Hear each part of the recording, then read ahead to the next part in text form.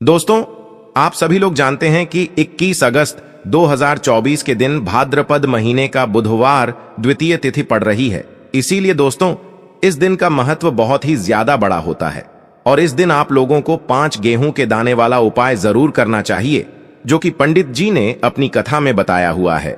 तो दोस्तों, इस उपाय को आपको कैसे करना है, कब करना है, कहां पर करना और उपाय को करते समय आपको किन किन बातों का ध्यान रखना है, ये सारी जानकारी हम आपको इस वीडियो में देंगे। तो चलिए दोस्तों, उपाय को शुरू करते हैं। देखिए, यह दिन इतना खास होता है, इतना महत्वपूर्ण होता है।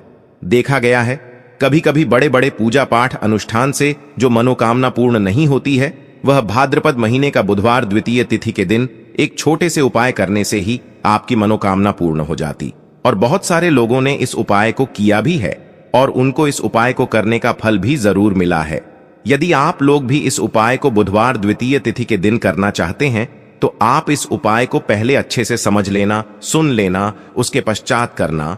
आपको इस उपाय का फल जरूर मिलेगा और इस उपाय को करने से आपके घर में चाहे किसी भी प्रकार की दुख और समस्या क्यों ना चल रही हो, आपको उसका कारण भी नहीं पता है कि यह समस्या किस कारण से चल रही है। उसका कुछ भी कारण हो सकता है, जैसे पितृदोष हो सकता है या किसी भी तरह का मंगल दोष भी हो सकता है, और भी बहुत तरह के दोष होते हैं। कुछ भी हो सकता है, पर आपको इस उपाय को करने के लिए अपने दोष को पता लगाने की भी जरूरत नहीं है। भाद्रपद महीने का बुधवार द्वितीय तिथि के दिन इस 5 गेहूं के दाने वाला उपाय को आप लोगों को कर लेना है। दोस्तों, अब हम समझते हैं इस वाले उपाय को। हमें तो सबसे पहली बात दोस्तों, हम समझते हैं कि यह 5 गेहूं के दाने वाला उपाय करना किसको है। तो देखिए, यहां पर सीधी सी बात है कि यह 5 गेहूं के दाने वाला जो उपाय है, यह किस लिए किया जा रहा है। यह मनोकामना को पूर्ण करने के लिए किया जा रहा है, या आपके जीवन में जो दुख और परेशानियां हैं उनको दूर करने के लिए किया जा रहा है, या आपका कोई बड़ा काम है जो कि नहीं हो पा रहा है, आप उसके लिए उपाय को कर सकते हो। तो सीधी सी बात यह है कि आप अपनी किसी भी प्रकार की मनोकामना के लिए इस वाले उपाय को कर सकते हो। तो यह उपाय वह व्यक्ति कर सकता है जिस व्यक्ति को अपनी किसी भी प्रकार की मनोकामना भगवान गणेश जी से पूर्ण करवानी हो। और यदि कोई भी माताएं बहनें जो है अपने घर की सुख और शांति के लिए, घर में धन समृद्धि को बढ़ाने के लिए वाला उपाय करना चाहती है, तो घर की जो बड़ी माताएं बहन होंगी वह इस 5 गेहूं के दाने वाला उपाय को खास रूप से करें, क्योंकि माताएं बहनें घर की लक्ष्मी होती है और जब घर की लक्ष्मी कोई खास उपाय करती है तो उसका फल ही बहुत जल्दी मिल जाता है और बहुत बड़ा होकर मिलता है। अन्यथा इस उपाय को कोई भी व्यक्ति कर सकता है, चाहे वह बड़ा हो, चाहे वह छोटा हो, चाहे वह बच्चा हो। जिस व्यक्ति को यह 5 गेहूं के दाने वाला उपाय समझ आ गया, वह इस 5 गेहूं के दाने वाला उपाय को बुधवार द्वितीय तिथि के दिन जरूर करे, क्योंकि उसको इस उपाय को फल बहुत ही जल्दी मिल जाएगा। क्योंकि बुधवार द्वितीय तिथि के दिन भगवान गणेश जी बहुत आसानी से प्रसन्न हो जाते हैं। तो आइए अब हम समझते हैं कि इस 5 गेहूं के दाने वाला उपाय को आपको करना कैसे है और इस उपाय को करने का जो समय है वह क्या है। तो देखिए, इस 21 अगस्त 2024 भाद्रपद महीने बुधवार द्वितीय तिथि के दिन किए जाने वाले यह 5 गेहूं के दाने वाला जो उपाय है, यह मुख्य रूप से सुबह के समय होगा। किस समय होगा? सुबह के समय होगा। आपको कोशिश यही करनी है कि सुबह के समय हम इस 5 गेहूं के दाने वाला उपाय को कर लें। पर किसी कारणवश यदि आप सुबह इस उपाय को न कर पाओ, आपको कहीं काम से जाना हो या किसी और काम की वजह से आप उपाय को न कर पाओ, तो आपके पास फिर दूसरा मौका रहेगा, जो कि शाम के समय का रहेगा, प्रदोष काल का रहेगा। अब भाई, प्रदोष काल का समय भी एक बहुत ही लोगों के मन में प्रश्न बन जाता है कि भाई यह समय होता कब है, कितने बजे से लेकर कितने बजे यह समय होता है, ताकि हमें उपाय के लिए जो है करने का समय पता लग जाए। तो हम आपको बता दें, प्रदोष काल का जो एक समय होता है, शाम का समय वो होता है शाम के 6 बजे से लेकर शाम के 7 बजे के बीच का। इस समय के बीच में आप उपाय को करेंगे तो आपको उस उपाय का जरूर फल मिलेगा। तो शाम के 6 से लेकर शाम के 7 बजे के बीच में आप लोग इस 5 गेहूं के दाने वाला उपाय को कर सकते हो। तो भैया, बहुत सारे लोग यहां पर यह प्रश्न भी जरूर करेंगे कि भाई हम तो नौकरी पर जाते हैं, हम अपनी ड्यूटी पर जाते हैं और आने में हमें देर हो जाती है, तो उस जगह पर हमें क्या करना चाहिए? तो देखिए, उन लोगों को भी टेंशन लेने की जरूरत नहीं है। यदि आप लोग इस उपाय को शाम के समय प्रदोष काल में कर रहे हैं और यदि आप आने में देरी भी हो जाती है, आपको आने में 7 बजे तक आप नहीं पहुंच पाते हो, तो भाई आप 7 या रात 8 बजे तक भी यदि उपाय को करोगे तो भी चल जाएगा। और यदि इससे भी थोड़ा देर हो जाती तो भी आप उपाय को कर सकते हो, क्योंकि 21 अगस्त 2024 भाद्रपद महीने का बुधवार द्वितीय तिथि का दिन है। यह दिन बहुत ही कम आता है पूरे साल भर में, इसलिए जब आपको मौका मिल जाए, जब आप इस उपाय को जरूर कर लेना। कोई भी उपाय हो, आप कभी भी कर सकते हो। बुधवार द्वितीय के दिन बस कोशिश करना कि समय के थोड़ा मतलब अंतर्गत ही कर लो, पर किसी कारणवश यदि न कर पाओ तो फिर आप थोड़ा देरी से भी कर सकते हो, आपको उपाय का फल जरूर मिलेगा। देखिए दोस्तों, बुधवार का जो दिन है वह भगवान गणेश को समर्पित होता है और इस दिन द्वितीय तिथि पड़ने के कारण इसका महत्व और अधिक बढ़ जाता है। देखिए, आज के जो तीनों ही उपाय है, पूज्य गुरुदेव पंडित प्रदीप जी मिश्रा की कथा को सुनकर के और समझ करके आपको समझाने का पूरा प्रयास करेंगे। लेकिन उससे पहले वीडियो को लाइक करें, चैनल को सब्सक्राइब करें और कमेंट में श्री शिवाय नमस्तु भयंकर या फिर ओम नमः शिवाय जरूर लिखें। देखिए, पहला उपाय खासकर यह जो उपाय है आपकी समस्त प्रकार की मनोकामना हो की पूर्ति के लिए होने वाला है। आपकी किसी भी प्रकार की मनोकामना है, बुद्धि ज्ञान और विवेक से जुड़ी हुई व्यापार में वृद्धि के लिए घर से जो विघ्न है वह दूर हो जाए, घर से जो सारे संकट है वह दूर हो जाए। जीवन में किसी भी प्रकार की परिस्थिति आ चुकी है, चाहे जीवन में किसी भी प्रकार का कोर्ट केस चल रहा हो, यानी कि जीवन की समस्त समस्याओं को दूर करने के लिए आपको यह उपाय करना है। देखिए, यह जो उपाय है आपको केवल और केवल 5 गेहूं के दानों से करना होगा। इसी के साथ में आपको एक तांबे के पात्र के अंदर शुद्ध जल लेना होगा। देखिए, सब पहले तो आपके पास जो गेहूं के दाने हैं इन्हें आपको थोड़ा सा गीला कर लेना है। आपने जो गेहूं के दाने लिए हैं वह कहीं से भी खंडित नहीं होने चाहिए, इस बात का आपको खासकर ध्यान रखना है। देखिए, यह जो उपाय है इसे भी आप सुबह से लेकर के शाम तक किसी भी समय में कर सकते हैं। देखिए, सबसे पहले तो आपके पास जो 4 गेहूं के दाने हैं इन्हें आपको शिवलिंग पर, जहां श्री गणेश जी का स्थान होता है, वहां पर आपको यह चारों गेहूं के दाने एक साथ कर देने हैं। श्री गणेशाय नमः या फिर ओम गण गण पतये नमः इस मंत्र का जाप करते हुए। अब दोस्तों, अभी भी आपके पास एक गेहूं का दाना और बचा हुआ है, तो इसे भी आपको उस जल के पात्र के अंदर डाल देना है और इसके पश्चात आपको इस जल से भगवान शिवा के शिवलिंग का अभिषेक करना होगा। श्री शिवाय इस मंत्र का जाप करते हुए जल को समर्पित करते समय आपको महादेव से प्रार्थना करनी है कि घर में बुद्धि ज्ञान और विवेक, साथ ही साथ ऐश्वर्य कीर्ति की प्राप्ति हो। यदि आपका बच्चा अच्छे से बात नहीं करता है, पढ़ाई लिखाई नहीं करता है, तब भी आपको यह उपाय करना चाहिए। यदि आपके घर में आपके पति का व्यापार अच्छे से नहीं चल पा रहा है, तब भी आप यह उपाय कर सकते हैं। अब दोस्तों, हम जान लेते हैं दूसरे खास उपाय के बारे में। देखिए, इस उपाय के लिए आपको मात्र 1 मुट्ठी में थोड़े से हरे मूंग लेने हैं। मात्र इन 3 जगहों पर आपको थोड़े थोड़े हरे मूंग डाल देने हैं। जो भी समस्या होगी वह निश्चित ही दूर होगी। विघ्नता गणेश की कृपा से आपके जीवन की जो भी समस्याएं हैं वह सभी समाप्त होने वाली है। तो देखिए, आपको 1 मुट्ठी के अंदर हरे मूंग लेने हैं। हरे मूंग आप 21, 108 कितने भी ले सकते हैं। गुरुजी ने इसकी कोई भी निश्चित संख्या नहीं बताई है, केवल आपको 1 मुट्ठी हरे मूंग लेने हैं। देखिए, हरे मूंग जो है आपको सुख नहीं लेने हैं, यानी कि आपको थोड़े से इन हरे मूंग को गिला कर लेना है। इसके पश्चात आपको 1 मुट्ठी के अंदर हरे मूंग लेने हैं। अब देखिए, इस उपाय को आपको बहुत ही ध्यान से समझना है। आपके जीवन में जो भी समस्या चल रही है, संकट चल रहे हैं, उन्हें दूर करने की कामना करते हुए सबसे पहले तो ये जो हरे मूंग की मुट्ठी है, इसे आपको भगवान शिव के मंदिर में लेकर के पहुंचना है। अब देखिए, ये जो हरे मूंग की मुट्ठी है, इसे सबसे पहले तो आपको भगवान शिवा के शिवलिंग से स्पर्श करवानी है। तो आपको सबसे पहले तो अपनी जो मुट्ठी है इस शिवलिंग से स्पर्श करानी है और इसके पश्चात आपको थोड़े से हरे मूंग शिवलिंग पर अर्पित कर देने हैं। अब देखिए, इसी मुट्ठी में आपको थोड़े से हरे मूंग बचाना है और इस मुट्ठी को आपको शिवलिंग के सामने जो नंदी महाराज होते हैं वहां पर लेकर के जाना है। अब देखिए, नंदी जी का जो पैर उठा हुआ होता है वहां पर भी आपको इस मुट्ठी को स्पर्श करवाना है और आपकी जो भी खास मनोकामना है उसे आपको बोल देना है। आपके जीवन में जो भी संकट चल रहे हैं उन्हें दूर करने की आपको प्रार्थना कर लेनी है और नंदी जी के सीधे पैर से आपको अपनी मुट्ठी को स्पर्श करवा करके थोड़े से हर मूंग आपको वहां पर भी अर्पित कर देने हैं।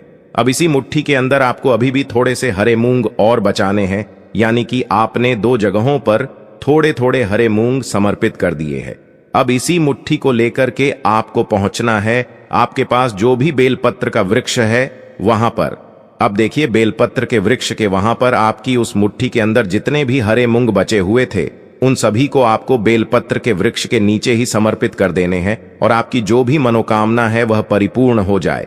साथ ही साथ जीवन से जो भी आपकी समस्या है वह सभी दूर हो जाए, ऐसे आपको कामना करनी है। यानी कि आपको 3 जगहों पर जाना है और तीनों जगहों पर आपको जो खास मनोकामना है, जो भी समस्या है, उन्हें दूर करने की प्रार्थना करनी है और तीनों ही जगह आपको थोड़े थोड़े हरे मूंग समर्पित कर देने हैं। बस इतना सा उपाय करना है। आपको इस बुधवार की द्वितीय तिथि पर आपकी जो भी समस्या होगी वह निश्चित ही समाप्त होगी। तो इस प्रकार से आपको यह उपाय करना है। अब दोस्तों, हम जान लेते हैं तीसरे खास और चमत्कारिक उपाय के बारे में। देखिए, इस उपाय को करने के लिए मात्र आपको 7 हरे मूंग के दाने लेने हैं। हरे मूंग को लेते समय ध्यान रखिए कि यह कहीं से भी टूटे हुए खंडित नहीं होने चाहिए। इस बात का आपको विशेषक ध्यान रखना है। इसी के साथ में आपको एक तांबे के पात्र के अंदर शुद्ध जल लेना होगा। अपने घर से देखिए, यह जो उपाय है खासकर बुद्धि, ज्ञान और विवेक की प्राप्ति के लिए है। यदि आप चाहते हैं कि जो आपके बच्चे हैं वह बुद्धिमान बने, ज्ञानवान बने, गुणवान बने, उनका हमेशा सभी कार्यों को करने में मन लगे, तो आपको यह उपाय करना है। देखिए, ये जो उपाय है सुबह से लेकर के शाम तक किसी भी समय में कर सकते हैं। देखिए, सबसे पहले तो आपको इन हरे मूंग को थोड़ा सा गिला कर लेना है। अब आपके पास जो 7 हरे मूंग है इनमें से आपको 4 हरे मूंग के दाने अलग कर लेने हैं। यानी कि आपको 4 हरे मूंग के दाने अपने सीधे हाथ में रखना है और आपको श्री गणेशा नमः या फिर AUM गण गणपते नमः इस मंत्र का जाप करते हुए यह जो 4 हरे मूंग के दाने हैं इन्हें आपको भगवान शिवा के शिवलिंग के जहां गणेश जी का स्थान होता है वहां पर आपको अर्पित कर देने हैं। अब देखिए दोस्तों, 4 हरे मूंग के दाने इस प्रकार से अर्पित करने के पश्चात अभी भी आपके पास 3 हरे मूंग के दाने और बचे हुए हैं। तो इनमें से जो पहला हरा मूंग है इसे आपको शिवलिंग पर, जहां माता चौक सुंदर का स्थान होता है, वहां पर आपको अर्पित करना है। फिर एक हरा मूंग का दाना आपको शिवलिंग के सामने जो नंदी होते हैं और उनका जो पैर उठा हुआ होता है वहां पर आपको हरा मूंग समर्पित कर देना है। अब देखिए, आपके पास जो 7वां और अंतिम हरा मूंग बचा हुआ है इसे समर्पित करने से पहले सबसे पहले तो आपके पास जो जल का पात्र है इसमें से थोड़ा सा जल श्री गणेशा जी वाले स्थान पर आपको समर्पित करना है। फिर थोड़ा सा जल आपको श्री कार्तिकेया जी वाले स्थान पर अर्पित करना होगा। फिर थोड़ा सा जल आपको माता अशोक सुंदरी वाले स्थान पर करना होगा। फिर आपको मां पार्वती के हस्तकमल यानी कि कटी वाले भाग पर भी थोड़ा सा जल अर्पित कर देना है। अब देखिए, अंत में आपको उस पात्र के अंदर थोड़ा सा जल और बचा लेना है और इस जल में आपको जो आपने 7वां और अंतिम हरा मूंग बचाया हुआ था इसे आपको उसी पात्र के अंदर डाल देना है और यह जो हरे मूंग से युक्त जल है इसे आपको भगवान शिवा के शिवलिंग पर ही धीरे धीरे अर्पित कर देना। इस मंत्र का जाप करते हुए जल को समर्पित करते समय आपको लगातार श्री या फिर इस मंत्र का लगातार जाप करते रहना है। जल को समर्पित करते समय आपको यही प्रार्थना करनी है कि मेरे जीवन में ये जो समस्या चल रही है इन सभी का अंत करें। हमारे घर में बुद्धि, ज्ञान और विवेक की प्राप्ति हो, ऐसी कामना करते हुए यह जो उपाय है आपको इस बुधवार की तिथि पर कर लेना है। भाद्रपद माह के पहले बुधवार के दिन पीपल के पानी की बिंदी वाले उपाय को आप लोगों को कर लेना है, क्योंकि इसी एकमात्र उपाय को करने से आपके पूरे घर परिवार में सुख और शांति हो जाएगी।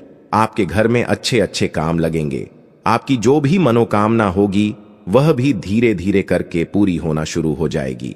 दोस्तों, अब इस उपाय को करने का समय है, यह भी आप लोग जान लीजिए।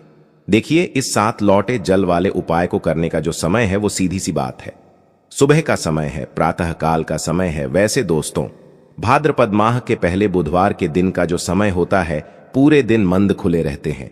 पूरे दिन आप लोग उपायों को भी कर सकते हो, इसमें कोई दिक्कत बात नहीं है। जरूरी नहीं है आप इस उपाय को सुबह के समय ही करो। सुबह के समय किसी कारणवश यदि ना भी कर पाओ तो भाई साहब 8, 9, 10, 11, 12, 1-2 बजे तक भी यदि आप उपाय को करोगे ना, तो भी आपको इस उपाय को करने का फल मिल जाएगा। क्योंकि भाद्रपद माह के पहले बुधवार के दिन भगवान शिव जी पूरे दिन अपने मंदिर में बैठे रहते हैं कि कौन भक्त आएगा, कौन हमको प्रसन्न करेगा और हम कब उसकी मनोकामना पूर्ण करेंगे। दोस्तों, इस दिन भगवान शिव जी इतना कुछ प्रदान करते हैं जितने की हम कभी कल्पना भी नहीं कर सकते हैं। इसीलिए आप लोगों को इस मौके को तो अपने हाथ से नहीं जाने देना चाहिए। तो अब हम समझते हैं दोस्तों, ये 7 लौटे जल वाला उपाय आखिर आप लोगों को करना कैसे है। देखिए, विशेष रूप से इस उपाय को आप भाद्रपद माह के पहले बुधवार सुबह सुबह कर लो, पर किसी कारणवश ना कर पाओ तो फिर थोड़ी लेट भी हो, है ना। और पहली मुख्य कोशिश आपकी यही होनी चाहिए कि घर की जो माता बहन होती है उनमें से कोई एक यह वाला उपाय करें।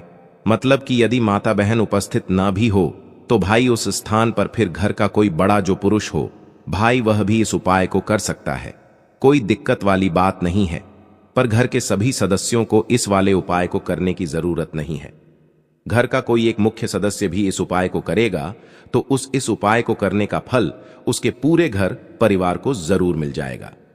देखिए, लौटे जल वाला उपाय है तो सीधी सी बात है कि इसमें हमें 7 लौटे जल की तो आवश्यकता पड़ेगी ही पड़ेगी।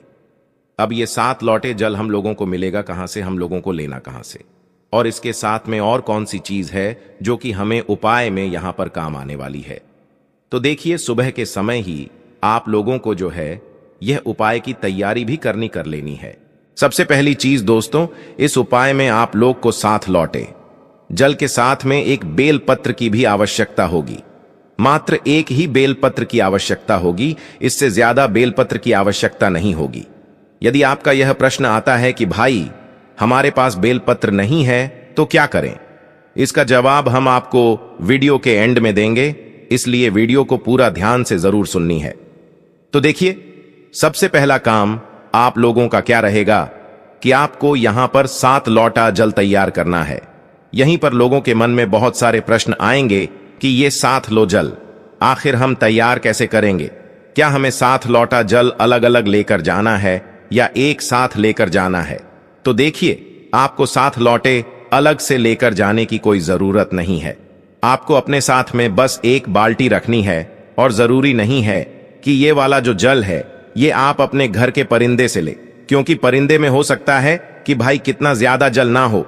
यदि आपके घर के परिंदे में इतना ज्यादा जल, तो भाई आप अपने घर के परिंदे से ही जो है मतलब इस वाले जल को ले, इस वाले उपाय को करने के लिए। और यदि नहीं है तो फिर भाई आप किसी हैंड पंप से भी इस वाले जल को ले सकते हैं, या आपके घर में यदि कोई बोरिंग वगैरह है तो भी वहां से भी आप लोग इस जल को ले सकते हैं। तो इस 7 लोटे जल वाले उपाय को करने के लिए आप लोगों को जो 7 लोटा जल लेना है वो एक बाल्टी में भर लेना, जिसके अंदर 7 लोटा जल आ जाए। आपको अपने साथ में रखना एक ही लोटा है, बस अपनी बाल्टी के अंदर उतना जल भर लेना है कि भाई उस बाल्टी के अंदर 7 लोटा जल आ जाए, है ना। तो भाई उस बाल्टी के अंदर या जो भी आपके पास पात्र हो जिसके अंदर 7 लोटा जल बन जाए, आपको अपने उस पात्र के अंदर जल भर लेना है। और चाहो अपने साथ में एक खाली लोटा रख लो, चाहो तो उसे भरकर भी रख सकते हो, पर खाली रखोगे तो भी दिक्कत वाली बात नहीं है, क्योंकि अपने साथ में जल लेकर जा रहे हो, है ना। तो अपने साथ में एक लोटा रख लेना और जो है 7 लोटा जल जिसके जिस पात्र के अंदर अभी आपने रखा है उसे तैयार करके रख लेना। इसके साथ में दोस्तों एक बेलपत्र आप लोगों को जरूर रख लेनी है। देखो, मंदिर में आप लोगों को बहुत आसानी से मिल जाएंगे, इसलिए यह बहाना बिल्कुल भी नहीं चलेगा कि भाई बेलपत्र ना मिले तो क्या करें।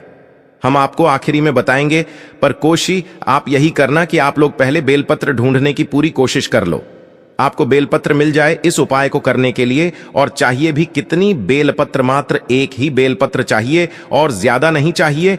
तो एक बेलपत्र और अपना साथ लौटा जल्द तैयार करके आपको प्रातःकाल सुबह सुबह स्नान करके शुद्ध होकर, शुद्धता का विशेष रूप से ध्यान रखना उपाय को करते समय, और पहुंच जाना अपने घर के पास में जो भी शिव देर हो, शिवालय हो, शिवलिंग विराजित रहेगी तो शिव जी के मंदिर में भीड़ भी रहेगी। तो इसलिए कोशिश करना जल्दी से जल्दी उपाय कर लो ताकि मंदिर में भीड़ ना रहे और आप आराम से मतलब अच्छे से आनंदमय होकर जो है इस वाले उपाय को कर सको। तो भाई सबसे पहले तो आपको भगवान शिव जी के मंदिर के अंदर प्रवेश करना है, भगवान शिव जी के दर्शन करना है, उनसे निवेदन करना है, विनती करना है, और सबसे पहले जाकर दोस्तों आप लोगों को अपना ये का उपाय कर लेना है। जरूरी नहीं है कि भाई आप सिर्फ उपाय की सामग्री के लिए लेकर जाओ, आप अपने साथ में इस पवित्र दिन जो भी आप भगवान हैं, इस वीडियो को देखने के, इस उपाय को समझने के लिए आपको कोई और वीडियो को देखने की जरूरत नहीं पड़ेगी। तो चलिए दोस्तों उपाय को शुरू करते हैं। देखिए यह इस श्रावण महीने के बुधवार के दिन यह इतना खास होता है, इतना महत्वपूर्ण होता है। देखा है कभी कभी बड़े बड़े पूजा पाठ अनुष्ठान से जो मनोकामना पूर्ण नहीं होते, वह श्रावण महीने के दिन एक छोटे से उपाय करने से आपकी मनोकामना पूर्ण हो जाती है। और बहुत सारे लोगों ने उपाय को किया भी है और उनको इस उपाय को करने का फल भी जरूर मिला है। अगर आप लोग भी इस उपाय को करना चाहते हैं तो आप इस उपाय को पहले अच्छे से समझ लेना, सुन लेना, उसके बाद करना, आपको इस उपाय का फल जरूर मिलेगा। और इस उपाय को कर लेने से आपके घर में चाहे किसी भी प्रकार की दुहक और समस्या क्यों ना चल रही हो, आपको उसका कारण भी नहीं पता है कि भाई यह समस्या किस कारण से चल रही है, उसका कुछ भी कारण हो सकता, जैसे पितृदोष हो सकता है या किसी भी तरह का मंगल दोष भी हो सकता है। तो इस दिन आप लोगों को यह वाला उपाय कर लेना है।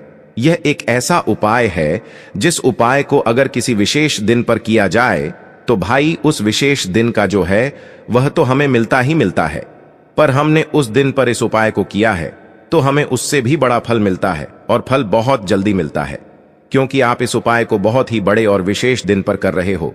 तो चलिए अब उपाय के बारे में बात करते हैं, लेकिन उससे पहले आप लोगों को यह जानना आवश्यक है कि आखिर यह उपाय किस समय करना है, किसको करना है और कैसे करना है। तो चलिए हम आगे आपको वीडियो में एक एक करके बता देते हैं। तो दोस्तों इस एक छुटकी हल्दी वाला उपाय को हमें इस बुधवार के दिन कैसे करना है, किसको करना है, किस समय करना है और कहां पर करना है, ये सारे सवालों के जवाब इस वीडियो में मिल जाएंगे। और जो ये वीडियो देखेगा भाई उसको एक छुटकी हल्दी वाला उपाय जरूर करना चाहिए, क्योंकि इस दिन हल्दी का भी बहुत ही बड़ा और विशेष महत्व होता है। और जब बात आ जाए हल्दी की तो यह सोने पर सुहागा वाली बात हो जाती है, और यह एक बहुत ही बड़ा उपाय हो जाता है इस बुधवार का। तो अब दोस्तों इस एक छुटकी हल्दी वाला उपाय को आखिर करना किसको है, सबसे पहले हम लोग बात जान लेते हैं। तो देखो घर की जो बड़ी बहनें होती हैं, उन माताओं बहनों में से कोई भी एक बड़ी माता बहन इस वाले उपाय को कर सकती है। और दोस्तों अगर आप चाहे तो अपने घर में से सभी सदस्यों को भी इस उपाय को करवा सकते हैं। अगर किसी व्यक्ति की खुद की कोई मनोकामना है, खुद की कोई दुख और परेशानी है जो कि वह अपने लिए ही करना चाहता है, इस वाले उपाय को तो वह खुद अपने लिए भी कर सकता है।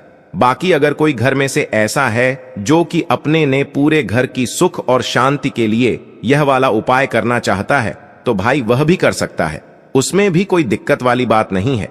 कहने का मतलब यह है कि इस उपाय को हर एक सदस्य भी कर सकता है, और पूरे घर परिवार के सदस्य के लिए घर की बड़ी माताओं बहनों में से कोई एक माता बहन भी कर सकती है।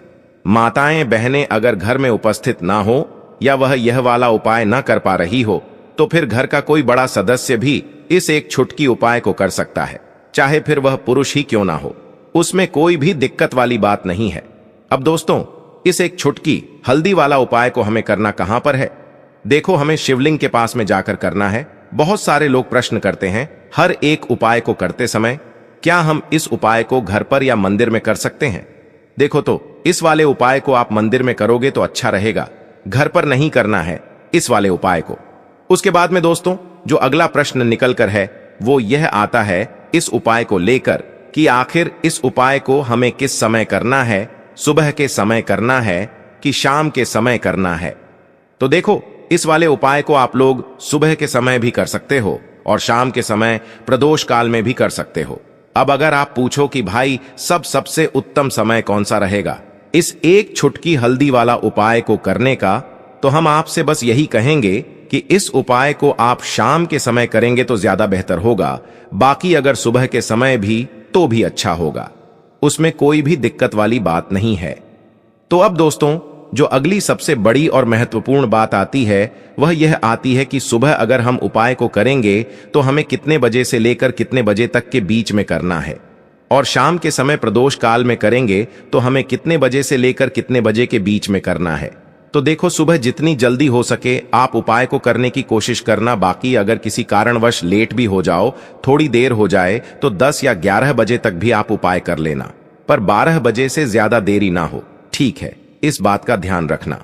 उसके बाद में दोस्तों, अगर शाम के समय प्रदोष काल की बात करें, प्रदोष काल का जो समय होता है वह शाम के 6 बजे से शुरू हो जाता है। मतलब शाम के 6 बजे से लेकर 8 बजे के बीच का जो समय होता है यह समय प्रदोष काल का समय होता है। पर अभी जो मौसम चल रहा है इस मौसम में जो है शाम बहुत देरी से होती है, तो आप इसको 8 बजे के बीच में भी कर सकते हो। मतलब शाम के 6 बजे से रात 8 बजे के बीच में आप कभी भी इस वाले उपाय को कर सकते हो, उसमें कोई भी दिक्कत वाली बात नहीं है। परंतु बुधवार के दिन कोशिश करना कि समय के अंतर्गत ही कर लो। किसी कारणवश ना कर पाओ तो थोड़ा देरी से भी कर सकते हो, आपको उपाय का फल जरूर मिलेगा। देखिए, इस वीडियो में जितने भी उपाय हम आपको बताएंगे सभी उपाय सरल है। देखो, गुरुजी ने कहा है कि बुधवार के दिन आपको एक छुटकी वाला उपाय तो अवश्य ही करना चाहिए। वीडियो के अंतिम में आपको उपाय बताया है जो आपको करना है। देखो, आगे बढ़ने से पहले वीडियो को एक लाइक जरूर करें। देखो, सबसे पहला उपाय, यदि आपके जीवन में कर्जा बहुत अधिक है, आपके जीवन में संकट बहुत अधिक रहते हैं, आपके ऊपर बहुत अधिक विपदा आ रही है, बार बार आपको अपने व्यापार में और अपने धन में हानि देखने को मिल रही है, यानी कि आपको प्रत्येक कार्य में हानि हो रही है, तो आपको यह उपाय करना ही चाहिए। तो चलिए जानते हैं इस विशेष उपाय के बारे में। लेकिन उससे पहले एक प्रार्थना है, अगर आप चैनल पर नए हैं तो कृपया चैनल को सब्सक्राइब अवश्य कर लें। देखिए, यह वीडियो बहुत ही ध्यान से सुनिए, क्योंकि इस वीडियो में जो उपाय आपको बताए जाए वह आपको श्रावण मास में पड़ने वाली बुधवार की तृतीया तिथि में ही करने हैं। इस तृतीया तिथि में अगर हम लोग यह उपाय कर लेते हैं, तत्व पूज्य गुरुजी ने अपनी शिव महापुराण की कथा में कहा कि आपके इन सारी समस्याओं का अंत हो जाएगा और आपको भी धन धान्य की प्राप्ति होगी। देखिए, सबसे पहले आप इस बुधवार को एक कार्य करेंगे। आप सुबह जब भी उठेंगे तो अपने स्नान वाले जल में थोड़ी सी हल्दी जरूर मिला लेंगे। आप सभी जानते हैं कि सावन का महीना चल रहा है और यह महीना समर्पित होता है भगवान महादेव को, माता लक्ष्मी को और माता तुलसी जी को। इसलिए अगर आप हल्दी वाले जल से स्नान करते हैं तो पूज्य गुरुजी ने कहा कि इससे आपका दुर्भाग्य समाप्त होता है, आपकी रूठी हुई किस्मत जागती है और आपके भी सौभाग्य में वृद्धि होती है और आपका गुरु ग्रह मजबूत होता है। अब जानते हैं गुरुजी द्वारा बताए गए पहले खास उपाय के बारे में। इस उपाय के लिए आपको 2 हरी इलायची ले लेनी है, फिर इसी के साथ साथ आपको ले लेना है एक दीपक आप मिट्टी का भी ले सकते हैं, और अगर आप अपने घर पर आटा मढ़कर उसका दीपक बनाते हैं तो उसका भी दीपक आप तैयार कर सकते हैं। इस दीपक में आपको घी का इस्तेमाल करना है और साथ ही साथ लंबी रुई की बत्ती का प्रयोग करना है। देखिए, इस उपाय को बहुत ही ध्यान से समझिए, क्योंकि यह उई महादेव को भी बहुत प्रिय है और माता लक्ष्मी को भी बहुत प्रिय है। देखिए, आप सबसे पहले आप एक काम करेंगे, आप यह दीपक लेकर अपने घर के मंदिर के सामने पहुंच जाएंगे। आपके घर के मंदिर में लक्ष्मी की अगर कोई फोटो है, कोई प्रतिमा है, या फिर आपकी कुलदेवी की कोई फोटो है, कोई प्रतिमा है, या फिर माता रानी के किसी भी स्वरूप की कोई फोटो है, तो उनके सामने आपको यह उपाय करना है। आधा उपाय आप अपने घर के मंदिर में करेंगे और आधा शिवालय में जाकर करेंगे। इसलिए आपको यह उपाय बहुत ही ध्यान से समझना है। देखिए, अब माता रानी के सामने सबसे पहले आप थोड़े से चावल डाल दीजिए और उन्हीं चावलों के ऊपर यह रख दीजिए। इस दीपक को रखने के बाद इसमें थोड़ी सी आप पिसी हुई हल्दी डाल दीजिए। थोड़ी सी शुद्ध पीसी हुई हल्दी इस दीपक में डाल दीजिए। उसके बाद आप यह दीपक प्रज्वलित कर दीजिए और वही दीपक के सामने बैठकर, यानी माता रानी के सामने बैठकर आप कम से कम 11 बार या 21 बार या 51 बार या 108 बार, जितना भी आपके पास टाइम हो उतनी बार आप ओम महालक्ष्मी नमः इस मंत्र का स्मरण कर लीजिए। मंत्र का स्मरण के बाद आपके पास जो 2 हरी इलायची है, उनमें से एक हरी इलायची आपको इसी दीपक में डाल लेनी है और माता लक्ष्मी से प्रार्थना कर लेनी है कि मेरे जीवन में जो धन धान्य की कमी चल रही है, मेरे जीवन में जो सौभाग्य में वृद्धि नहीं हो पा रही है, दुर्भाग्य लगातार बना हुआ है, तो आपके जीवन में धन से संबंधित जो समस्या चल रही है उसको दूर करने के लिए माता रानी से प्रार्थना कर लेनी है।